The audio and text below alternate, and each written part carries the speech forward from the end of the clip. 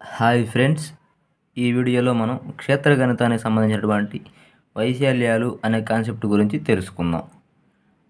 మొదటగా చతురస్రం అంటే స్క్వేర్. చతురస్రం యొక్క భుజం పొడవు వచ్చేసరికి ఏ, కర్ణం డి అనుకుంటాము. అయితే వైశాల్యం ఏ స్క్వేర్ లేదా డి స్క్వేర్ బై 2. చుట్టుకొలత చతురస్రం చుట్టుకొలత 4a. చతురస్రం యొక్క కర్ణం పొడవు డి √2a.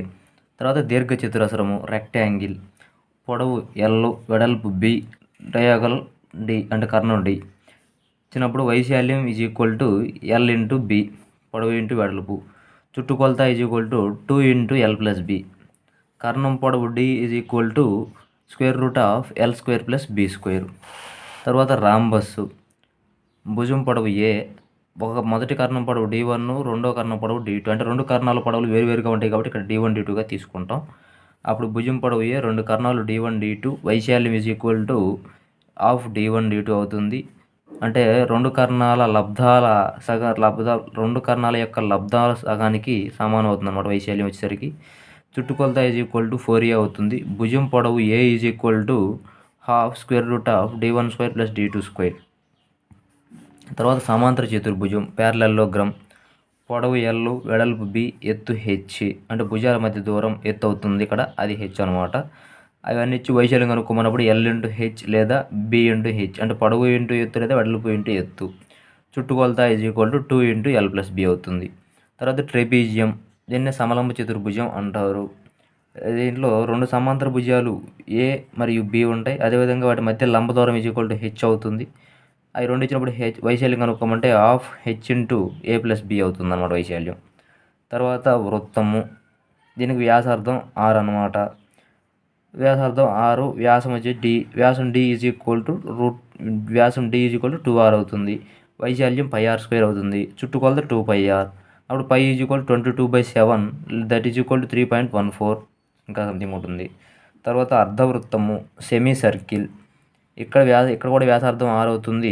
వైశాల్యం వచ్చేసరికి πr²/2 అవుతుంది. అదేవిధంగా చుట్టుకొలత వచ్చేసరికి πr + 2r, that is equal to 36/7r అవుతుంది అనమాట. అర్ధవృత్తం చుట్టుకొలత వచ్చేసరికి 36/7r లేదా πr + 2r అవుతుంది. తర్వాత సెక్టారు, దీనినే చాపం అని అంటారు. అదేవిధంగా త్రిజ్యాంతరం అని కూడా అంటారు. ఇక్కడ వచ్చేసరికి పొడవు ఎల్ అంటే సెక్టార్ పొడవు ఎల్ θ/360 × 2πr. అదేవిధంగా సెక్టార్ వైశాల్యం వచ్చేసరికి θ/360 × πr². సెక్టార్ చుట్టుకొలత వచ్చేసరికి ఎల్ ప్లస్ 2r అనమాట. తర్వాత త్రిభుజము భూమి బి, ఎత్తు హెచ్ అవుతుంది. దాని వైశాల్యం ½ ఇంటూ భూమి ఇంటూ ఎత్తు, అంటే ½ BH అనమాట త్రిభుజ వైశాల్యం. అదేవిధంగా సమబాహు త్రిభుజంలో 3 భుజాలు సమానం కాబట్టి ఇక్కడ సమబాహు త్రిభుజ వైశాల్యం వచ్చేసరికి √3/4a² అవుతుంది. అదేవిధంగా సమబాహు త్రిభుజం ఎత్తు వచ్చేసరికి √3/2a అవుతుంది. అదేవిధంగా సమబాహు త్రిభుజం చుట్టుకొలత వచ్చేసరికి 3a అవుతుంది. సమబాహు త్రిభుజంలో అంతర్లిఖించబడిన వృత్త వ్యాసార్థం, అంటే సమబాహు త్రిభుజంలో అంతర్లిఖించబడిన వృత్తం అంటే లోపల వృత్తం గీస్తే దాని యొక్క వ్యాసార్థం ఎంత అని అడిగితే a/2√3 అవుతుంది. అదే కాకుండా సమబాహు త్రిభుజానికి గీసిన పరివృత్త వ్యాసార్థం, అంటే సమబాహు త్రిభుజం ఉంది కదా, దీనికి బయట గీసామంటే వృత్తాన్ని, దీని పరివృత్త వ్యాసార్థం ఎంత అంటే a/√3 అవుతుందన్నమాట. త్రిభుజం యొక్క 3 భుజాలు అంటే 3 అసమబాహు త్రిభుజం లేదా విషమబాహు త్రిభుజం అంటే 3 భుజాలు వేరువేరుగా ఉన్నట్లయితే ABC అవుతాయి. అప్పుడు దాని వైశాల్యం కనుక్కోవాలంటే √S × S - a × S - b × S - c. ఇక్కడ S అంటే a + b + c/2, అంటే 3 భుజాల మొత్తము /2 అనమాట. చుట్టుకొలత వచ్చేసరికి a + b + c అనబోతున్నారు. విషమబాహు త్రిభుజం చుట్టుకొలత a + b + c అనమాట. అదేవిధంగా సమద్విబాహు త్రిభుజం, అంటే ఇక్కడ 2 భుజాలు సమానం, మూడవ భుజం వేరుగా ఉంటుంది. దీని సమద్విబాహు త్రిభుజం యొక్క చుట్టుకొలత వచ్చేసరికి 2a + b అవుతుంది. సమద్విబాహు త్రిభుజం ఎత్తు వచ్చేసరికి ½ ఇంటూ √4a² - b² అవుతుంది. అదేవిధంగా సమద్విబాహు త్రిభుజం వైశాల్యం వచ్చేసరికి b/4 √4a² - b² అవుతుంది అన్నమాట. అయితే ఇక్కడ కొన్ని ఉదాహరణలు గమనిద్దాం.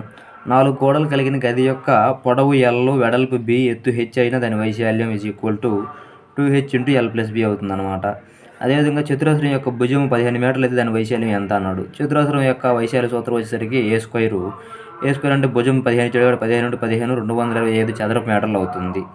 అదేవిధంగా చతురస్రం యొక్క కర్ణం పొడవు 12 మీటర్లు ఇచ్చాడు, దాని వైశాల్యం కనుక్కోమన్నాడు. చతురస్రం యొక్క కర్ణం ఇచ్చినప్పుడు దాని వైశాల్యం కనుక్కోవాలంటే కర్ణము స్క్వేర్ బై 2 అంటే d స్క్వేర్ బై 2 అవుతుంది. 12 × 12 బై 2 దట్ ఈజ్ ఈక్వల్ 72 చదరపు మీటర్లు. అదేవిధంగా చతురస్రం యొక్క భుజం పొడవు 18 మీటర్లు అయినా దాని చుట్టుకొలత ఎంత అన్నాడు. చతురస్రం యొక్క చుట్టుకొలత ఫార్ములా వచ్చేసరికి 4a 4 × 18 72 మీటర్లు అవుతుంది. చతురస్రం యొక్క భుజం పొడవు 9 మీటర్లు, దాని కర్ణం పొడవు ఎంత అన్నాడు. చతురస్రం యొక్క కర్ణం ఫార్ములా వచ్చేసరికి d is equal to √2a అనమాట. √2 × 9 దట్ ఈజ్ ఈక్వల్ 9√2 మీటర్స్ అవుతుంది అనమాట. √2 × 9 కాబట్టి 9√2 మీటర్స్ అవుతుంది. చతురస్రం యొక్క చుట్టుకొలత 120 మీటర్లు అయినా దాని వైశాల్యం ఎంత అన్నాడు. చుట్టుకొలత ఇచ్చాడు కాబట్టి దాని నుంచి భుజం కనుక్కుంటాం. భుజం వచ్చేసరికి 30 మీటర్స్ అవుతుంది. అప్పుడు వైశాల్యం కాబట్టి a స్క్వేర్ 30 × 30 900 చదరపు మీటర్లు అవుతుంది. అదేవిధంగా చతురస్రం యొక్క వైశాల్యం 625 చదరపు మీటర్లు ఇచ్చినా దాని చుట్టుకొలత ఎంత అన్నాడు. అప్పుడు వైశాల్యం a స్క్వేర్ ఇచ్చాడు కాబట్టి దాని నుంచి a 25 మీటర్స్ వస్తుంది. అప్పుడు చుట్టుకొలత 4a is equal to 4 × 25 that is equal 100 metres అవుతుంది.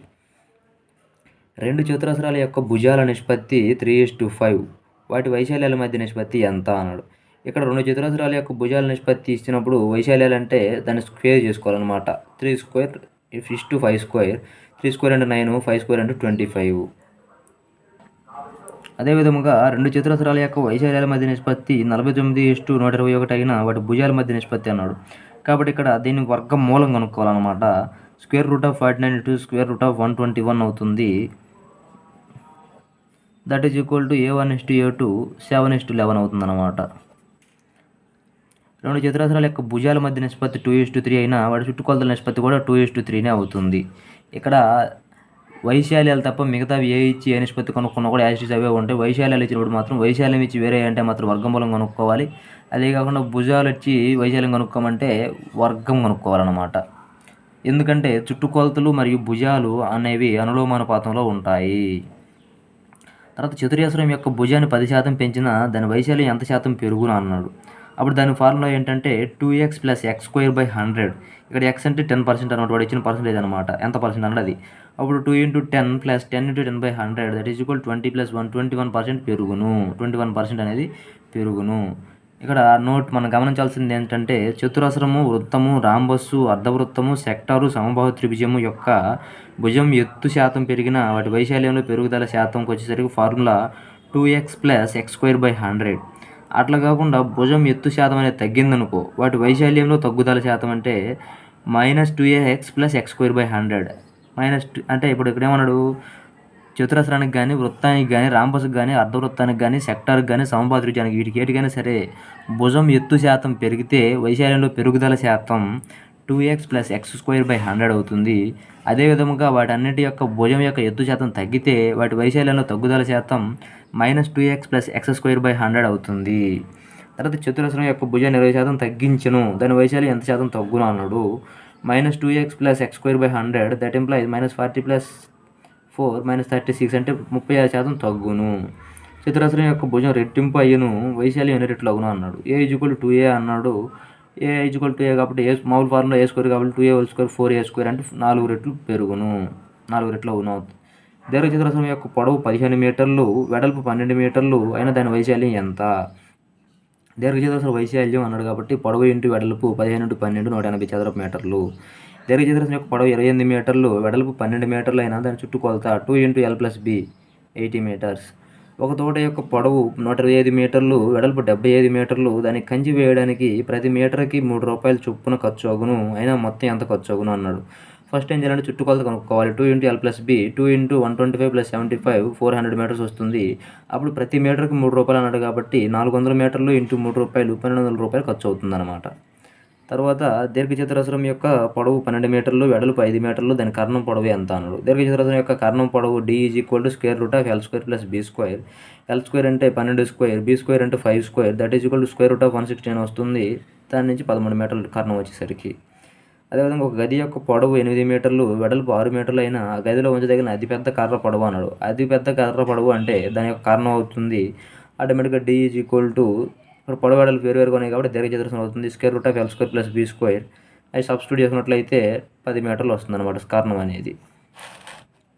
తర్వాత ఒక గది యొక్క పొడవు 24 మీటర్లు, వెడల్పు 16 మీటర్లు అయిన ఆ గదిలో 6 మీటర్ల పొడవు, 2 మీటర్ల వెడల్పు కలిగిన రాళ్లను ఎన్నింటిని పేర్చవచ్చు అన్నాడు. గది వైశాల్యం 24x16 340 చదరపు మీటర్లు, రాయి వైశాల్యం 6x2 12 చదరపు మీటర్లు. గదిలో పేర్చగలిగిన రాళ్ల సంఖ్య 384/12 32 అనమాట. ఇక్కడ ఏమిచ్చాడు, గది యొక్క పొడవు ఇచ్చాడు, వెడల్పు ఇచ్చాడు, గదిలో మళ్ళీ పొడవు వెడల్పు కలిగిన రాళ్ళు ఉన్నాయన్నాడు, వాటిని కనుక్కోవాలన్నాడు. దీన్ని డైరెక్ట్గా ఏం వేసుకోవచ్చు అంటే, ఇది కాకుండా 24x16/6x2 వేసుకోవచ్చు. ఇక్కడ 6 రోజులు 12, 12 రోజులు 24, 16 రోజులు 32 ఎట్లా వేసుకున్నా కూడా డైరెక్ట్గా వచ్చేస్తుంది అనమాట. ఒక గది యొక్క పొడవు 8 మీటర్లు, వెడల్పు 6 మీటర్లు అయినా ఆ గదిలో 30 సెంటీమీటర్ల పొడవు, 12.5 సెంటీమీటర్ల వెడల్పు కలిగిన రాళ్ళని ఎన్నింటిని ఉంచవలెను. డైరెక్ట్గా ఎన్ని సెంటీమీటర్లకు మార్చుకున్నట్లయితే 800x30x30x25/2 అనమాట. దాన్ని సాల్వ్ చేసినట్లయితే 1250 రాళ్ళని పేర్చవచ్చు అనమాట. అదేవిధంగా దీర్ఘచతురస్రం యొక్క పొడవు 60 మీటర్లు, దాని చుట్టుకొలత 200 మీటర్లు, దాని వైశాల్యం ఎంత అన్నాడు. చుట్టుకొలత 2x l+b = 200 అన్నాడు. 2 పొడవు ఇచ్చాడు కాబట్టి 60 + b = 200, 120 + 2b = 200, 2b = 80. ఈ 120 అటు పోయిందంటే b = 40 వస్తుంది. అప్పుడు వైశాల్యం పొడవు ఇంటూ వెడల్పు కాబట్టి పొడవు 60 మీటర్లు, వెడల్పు 40 మీటర్లు, 2400 మీటర్లు 2 మల్టిప్లై చేస్తే వస్తుంది. దీర్ఘచతురస్రం యొక్క పొడవు అనేది వెడల్పు కన్నా 10 మీటర్లు ఎక్కువ, దాని చుట్టుకొలత 140 మీటర్లు అయినా దాని వైశాల్యం ఎంత అన్నాడు. అప్పుడు ఇక్కడ వెడల్పు అనేది x అనుకుంటే పొడవు అనేది x+10 అంటే లెక్క ప్రకారం 10 మీటర్లు ఎక్కువ అన్నాడు కాబట్టి పొడవు అనేది వెడల్పు కన్నా.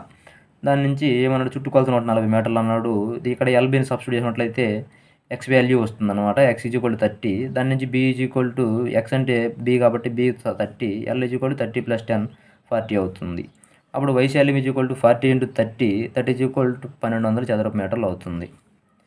అదేవిధంగా దీర్ఘచతురస్రం యొక్క పొడవు దాని వెడల్పుకు 3 రెట్లు అన్నాడు. దాని చుట్టుకొలత వచ్చేసరికి 120 మీటర్లు అయినా దాని వైశాల్యం ఎంత. ఇక్కడ కూడా b = వెడల్పుకి అన్నాడు కాబట్టి వెడల్పుని xగా తీసుకున్నాం, l వచ్చేసరికి 3x అవుతుంది. ఆ చుట్టుకొలతలో సబ్స్టిట్యూట్ చేసుకున్నట్లయితే x వాల్యూ వస్తుంది. దాని నుంచి lb కనుక్కొని అప్పుడు వైశాల్యం పొడవు ఇంటూ వెడల్పు కాబట్టి దాన్ని సబ్స్టిట్యూట్ చేసుకోవచ్చు. ఆ తర్వాత దీర్ఘచతురస్రం యొక్క పొడవు వెడల్పుల మధ్య నిష్పత్తి 5:3 అయినా దాని చుట్టుకొలత 80 మీటర్లు అయినా దాని వైశాల్యం ఎంత. ఇప్పుడు పొడవు 5x, వెడల్పు 3xగా తీసుకుంటాం. ఈ చుట్టుకొలత ఇచ్చాడు కాబట్టి 2 × l+b 80, దాని నుంచి x = 5 వస్తుంది. అప్పుడు l = 5 × 5 3 × 25, b = 3 × 5 15, దాని నుంచి వైశాల్యం 25 × 15 375 చదరపు మీటర్లు అవుతుంది. వైశాల్యం కనుక్కున్నాం. అదేవిధంగా ఒక తోట యొక్క పొడవు 120 మీటర్లు, వెడల్పు 80 మీటర్లు, దాని చుట్టూ 5 మీటర్ల వెడల్పైన బాటను నిర్మించను, అయినా ఆ బాట వైశాల్యం ఎంత అన్నాడు. ఏమన్నాడు, ఒక తోట యొక్క పొడవు 120 మీటర్లు, వెడల్పు 80 మీటర్లు అయితే దాని చుట్టూ 5 మీటర్ల వెడల్పైన బాట నిర్మించారంట. అయితే ఆ బాట యొక్క ఈ బాట ఖాళీ స్థలం ఏదైతే ఉందో ఈ రెండింటి మధ్య బాట దాని వైశాల్యం ఎంత అని అడుగుతున్నాడు. మామూలుగా పొడవు 120 మీటర్లు, వెడల్పు 80 మీటర్లు, దీని వైశాల్యం వచ్చేసరికి పొడవు ఇంటూ వెడల్పు కాబట్టి 9600 చదరపు మీటర్లు. అదేవిధంగా బయట దీర్ఘచతురస్రం పొడవు వచ్చేసరికి 120 + 10 అంటే ఇటు 5 10 కలుస్తుంది కాబట్టి 120 + 10 130. ఇటు వెడల్పు వచ్చేసరికి 80 + 10 90 మీటర్లు అవుతుంది. ఈ రెండింటిని చేసుకుని మల్టిప్లై చేసినట్టయితే పొడవు ఇంటూ వెడల్పు 11700 చదరపు మీటర్లు వస్తుంది, అంటే బయటది. అప్పుడు బాట వైశాల్యం బయట దీర్ఘచతురస్ర వైశాల్యము మైనస్ లోపల దీర్ఘచతురస్ర వైశాల్యం చేస్తే బాట యొక్క వైశాల్యం వస్తుంది అన్నమాట. అంటే బయట దీర్ఘచతురస్ర వైశాల్యం 11700 చదరపు మీటర్లు, లోపల దీర్ఘచతురస్ర వైశాల్యం 9600. దాని ఆ రెండు తీసేసినట్లయితే 2100 చదరపు మీటర్లు బాట యొక్క వైశాల్యం అవుతుంది. ఇది ఫ్రెండ్స్, ఈ తర్వాత వీడియోలో దీర్ఘచతురస్రాకార బాటల గురించి తెలుసుకుందాం. ఈ వీడియో కనుక మీకు నచ్చినట్టయితే లైక్ చేయండి, షేర్ చేయండి, సబ్స్క్రైబ్ చేసుకోండి. Thanks for watching this video. Please do subscribe.